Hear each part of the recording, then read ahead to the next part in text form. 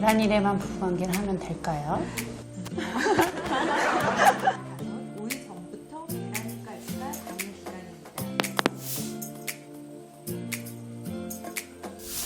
안녕하세요. 분당처병원 난임센터의 고화선입니다. 저희가 언니들이 알려주는 임신의 노하우라는 컨셉으로 한 약 10회에 걸쳐서 여러분들께 저희가 진료실에서 상담하는 노하우를 좀 전달해 드리고자 이런 것을 마련했습니다. 그래서 저희가 먼저 저희 멤버를 소개해 드리겠습니다. 신지인 교수님. 네, 안녕하세요. 전국에 계시는 임신을 원하시는 많은 예비 엄마들, 저희와 함께 궁금증을 해소해 보도록 하겠습니다. 네, 다음 김지영 교수님. 안녕하세요. 김지연입니다. 일친가요? 네, 저희가 편안한 컨셉으로 정말 언니들이 알려드리는 것처럼 좀 쉽게 이야기를 나눠보도록 하겠습니다. 저희가 약 10회에 걸쳐서 시험관 아기까지 쭉 다루려고 하는데요. 오늘은 임신을 준비하시는 여러분들이 어떻게 몸 관리를 하면 좋은지 예비 엄마 또는 이제 임신을 준비하시는 과정에서 어떤 것이 좋은지에 대해서 좀 이야기를 나눠보도록 하겠습니다. 네, 그럼 신지은 교수님, 제 질문이 있는데요. 혹시 임신 전에 환자분들이 오시면 건강한 아이를 갖기 위해서 어떤 노하우를 전수해 주시는지 좀 말씀해 주시겠어요? 네, 건강한 아이를 분만하기 위해서는 엄마도 건강한 몸으로 준비가 되어 있어야 합니다. 그래서 건강한 몸을 만들기 위한 가장 이제 기본적인 것은 먹는 것과 체중이라고 할 수가 있겠는데요. 일단은 이제 그 체중에 대해서 먼저 말씀을 좀 드리자면, 그 적정 체중을 유지하는 것이 임신을 위해서도 물론 이제 필요합니다. 너무 마른 여성이나 너무 비만한 여성은 임신율이 감소될 수가 있고, 비만한 여성 같은 경우에는 임신하고 나서도 임신 중에 여러 가지 합병증에 노출될 수가 있기 때문에 임신 전부터 적정한 체중을 관리하는 것은 매우 중요하다고 할 수 있겠습니다. 그래서 이렇게 이제 체중 관리를 하시면서 또 환자분들이 궁금해하시는 것 중에 선생님 그러면 어떤 음식을 먹어야 임신이 잘 되냐, 임신에 좋은 음식이나 영양제 같은 게 있는지를 또 굉장히 많이 물어보시는데 그거에 대해서는 구하선 교수님께서 답변해 주실 수 있을까요? 네, 사실은 음식과 뭐 난임 또 가임에 대해서는 연구가 아주 많이 된 것 같지는 않습니다. 그냥 상식적으로 저는 몸에 좋은 게 좋다고 많이 말씀을 드리거든요. 근데 이제 몸에 좋은 게 너무 많기 때문에 일단 피해야 될 거를 먼저 물어보시는 분들이 많아서 저는 아직은 뭐 그 연구 결과가 확실히 있는 건 아니지만 인스턴트 식품을 좀 자제하시라는 말씀을 많이 드리고 있어요. 그 이유는 요즘 환경 호르몬, 뭐 미세먼지 이런 것들이 굉장히 각광을 받고 있는 시기에 인스턴트 식품을 담는 용기나 이런 것에서 환경 호르몬이 많이 나온다는 논문들이 있어서 물론 그것과 직접 난임의 연관관계를 본 건 많지는 않지만 그냥 상식적인 수준에서 인스턴트 식품 좀 피하시고 운동과 함께 규칙적인 식사, 유기농 음식이 좋다 이런 얘기들은 많이 있으니까 그걸 권해드리고 있고, 그리고 사실은 이거보단 정말 의사 전문가 입장에서 중요한 건 영양제거든요. 다들 아시겠지만 유일하게 권고되는 영양제는 뭐죠? 엽산이죠. 네, 사실은 엽산 빼고는 저희가 특별히 권해드리는 건 없는데 많은 저희 환자분들이 그래도 뭐라도 좋은 거를 드시고 싶다고 말씀을 하셔서 저희가 문헌을 좀 찾아본 결과 많은 항산화제 물질들이 난임 환자 또는 난소 기능이 안 좋으신 분들에게는 좋은 영향이 있다고 그렇게 알려져 있고요. 그래서 많은 항산화제 물질 말고도 요즘 가장 각광을 받고 있는 물질은 비타민 D와 유산균인 것 같습니다. 물론 이것도 난임 자체 또는 뭐 건강한 아이를 임신하기 위해서 꼭 드셔야 되는 건 아니지만 비타민 D가 많은 역할이 있어서 임신을 준비하는 분한테 많이 권장되고 있고, 미국의 어느 학자는 많은 영양제들 중에 딱 하나만 추천하라고 하면 비타민 D를 추천한다고 합니다. 그리고 다들 아시겠지만 저희도 햇볕 볼 시간이 없거든요. 그래서 많은 한국인들이 90% 이상이 비타민 D 부족한 걸로 나오거든요. 그래서 챙겨 드시면 도움이 될 것 같습니다. 그리고 유산균 역시 직접적으로 임신과의 관련성에 대해서는 아직 좀 부족하지만 요즘 우리 몸의 체내에 있는 이 물질에 대해서 많은 연구가 되고 있는데 유산균이 정말 광범위한 도움을 준다고 연구 결과가 있어서 드시는 것도 도움이 될 것 같습니다.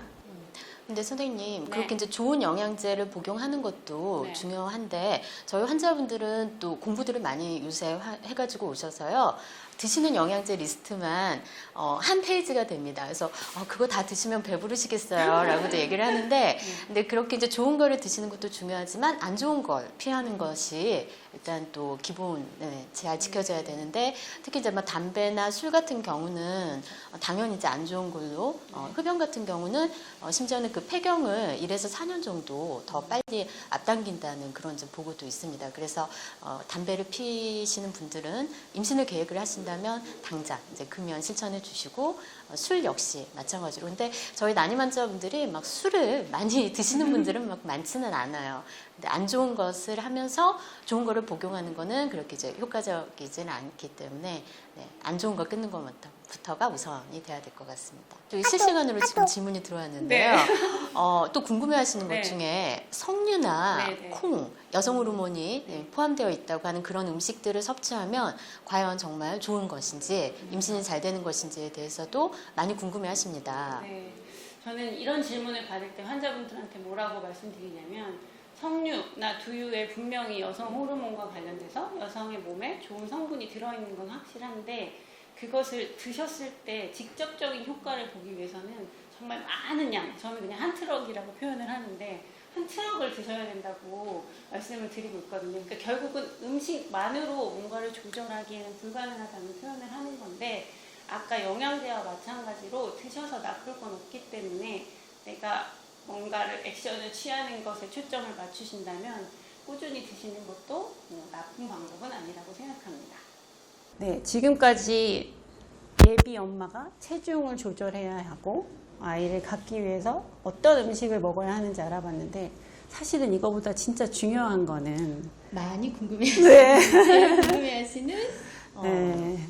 이제부터는 19금인가요? 네. 전문가들 사이에서는 19금은 없는 걸로 하시죠. 네. 그러니까 어떤 방법으로 해야지 임신이 잘 되냐? 예를 들어 뭐 부부 관계를 어떤 방법으로 해야지 임신이 잘 되는 게 있냐? 어느 시간대에 하면 또 임신이 잘 되느냐? 또 그런 것들을 궁금해하십니다. 네, 김지영 교수님. 네. 실제적으로 많이들 궁금해하시죠. 네. 진료실에서 저희도 자주 배란일 체크를 하는데요. 먼저 배란일이 언제인지 알기 위해서는 생리 주기가 뭔지에 대한 개념이 필요할 것 같습니다. 예를 들어서 내가 10월 1일에 생리를 했고 다음 생리 예정일이 10월 29일이라면 이분은 생리 주기는 28일입니다.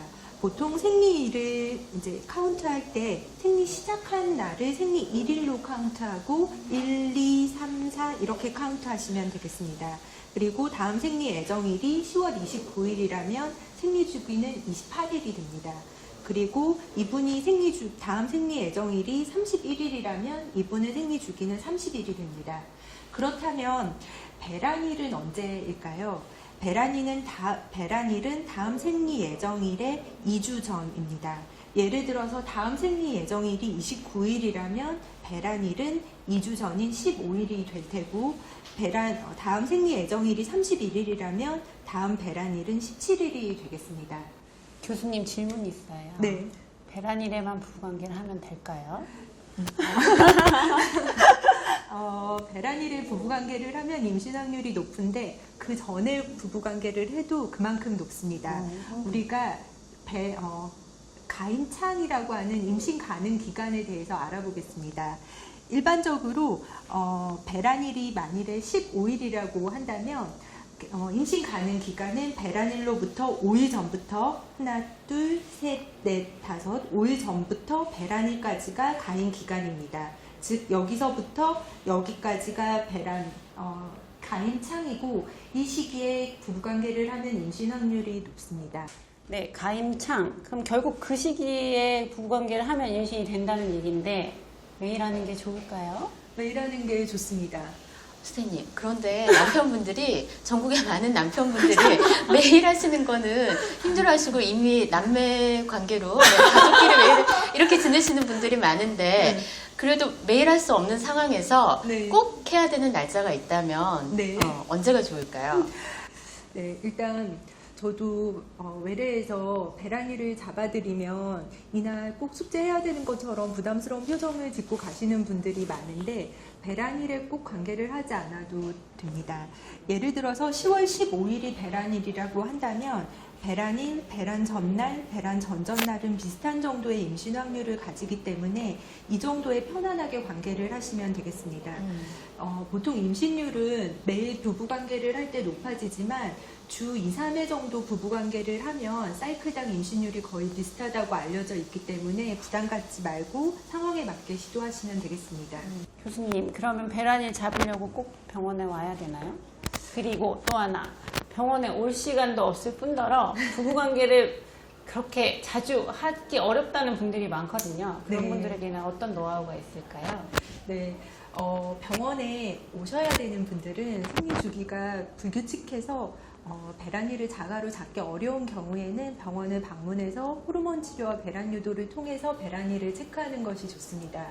근데 배란 주기가 불규칙하지 않다면 배란 테스트기를 이용해 볼 수 있는데요. 생리 끝난 시점부터 배란 테스트기를 매일 사용하시면 되고 배란 테스트기에서 양성이 나오면 이틀 이내에 배란이 된다고 보시면 되겠습니다. 그러면 배란 테스트기 양성일부터 적극적인 임신 시도를 하시면 되겠습니다. 제가 하나 말씀드리고 싶은 거는 다 아시겠지만 이게 규칙적으로 생리를 해도 배란이 동반되지 않는 경우가 가끔 있거든요. 그래서 대부분은 규칙적인 생리를 하시면 배란이 동반이 되지만 규칙적으로 생리를 하지만 생리량이 너무 적다거나 아니면 뭐 6개월 이상 정도 배란일 테스트기를 했는데 뭐 배란일이 정확하게 테스트기로 나오지 않는다거나 하실 때는 무배란성 생리의 가능성이 있기 때문에 한번 내원하셔서 검사를 해보시는 걸 저는 개인적으로 좀 추천을 드리고요. 실제로 그런 분들이 좀 있었거든요. 나는 규칙적으로 생리를 한다고 해서 저희한테 와서 저희가 배란일을 맞춰드리려고 열심히 초음파를 봤는데 난포가 자라는 건 없고 실제로 배란이 이루어지지 않는 경우도 종종 있기 때문에 검사를 한번 받아보시는 건 좋은 것 같습니다. 또한 다낭성 난소 증후군 환자처럼 황체 호르몬이 늘 높은 분들은 배란 테스트기에서 늘 양성으로 나오는 경우도 그렇죠. 있습니다. 네. 이런 경우는 병원에 와서 배란을 체크하는 것이 더 좋겠습니다. 선생님 혹시 부부관계 하는데 네. 임신이 잘 되는 그런 시간대가 있는지요? 네, 그런 질문들도 많이 하시는데요. 뭐 시간대나 뭐 자세나 그리고 뭐 어떤 특정한 날에 관계를 하는 것이 이제 그 섹싱 성별을 어떤 성별을 더 높인다는 보고도 없습니다. 지금까지 여러 선생님들의 얘기를 듣고 임신을 하기 전에 우리가 준비해야 될 것들에 대해서 이야기를 나눠보았는데요. 그래도 이렇게 열심히 준비했는데도 임신이 안 되는 경우가 있잖아요. 사실 저희가 그런 분들을 많이 뵙는데 잠깐 말씀을 드리면 35세 이전에는 1년, 35세 이상에는 6개월 정도 이렇게 열심히 배란일도 맞춰보고 했는데 안 되는 경우를 저희가 난임이라고 하는데 다음 시간에는 이런 난임 환자분들이 처음에 병원에 오셨을 때 저희가 어떤 방법으로 검사를 하는지에 대해서 이야기를 나눠보도록 하겠습니다. 유익한 시간이 되셨으면 좋겠고 저희는 다음 시간에 또 만나요. 안녕.